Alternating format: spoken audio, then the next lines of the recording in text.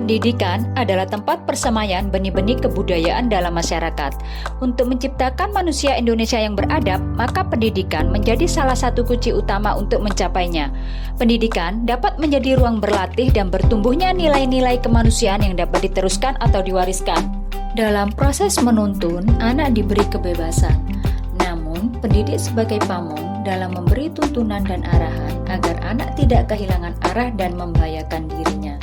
Seorang pamong dapat memberikan tuntunan agar anak dapat menemukan kemerdekaannya dalam belajar. Ki Hajar Dewantara juga mengingatkan para pendidik untuk tetap terbuka namun tetap waspada terhadap perubahan-perubahan yang terjadi. Ingat, kita bisa menggunakan potensi-potensi kultural di Indonesia yang dapat dijadikan sebagai sumber belajar bagi anak-anak didik kita.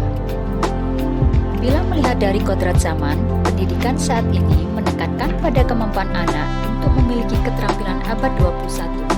Sedangkan dalam memaknai kodrat alam, maka konteks lokal sosial budaya di Indonesia memiliki berbagai macam karakteristik. Sesuaikanlah dengan potensi kultural sosial budaya yang ada di daerah kita masing-masing. Konten pengetahuan yang diadopsi sejatinya tidak bertentangan dengan nilai-nilai kemanusiaan dan konteks sosial budaya yang ada di Indonesia.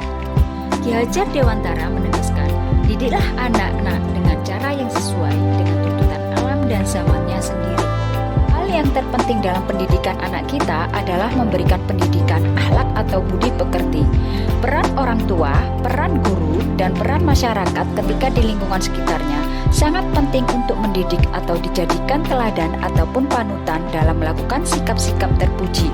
Sehingga anak-anak didik kita memiliki karakter yang sesuai dengan profil pelajar Pancasila.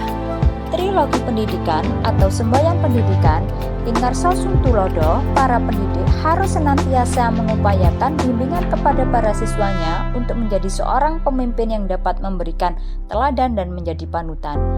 Ing Madya Mangunkarso, para pendidik harus mampu menumbuhkan semangat para siswanya untuk terus menorehkan karya. Jadi, pendidikan tak hanya untuk mengasah intelektual, tapi bisa menghasilkan suatu karya yang bermanfaat bagi masyarakat.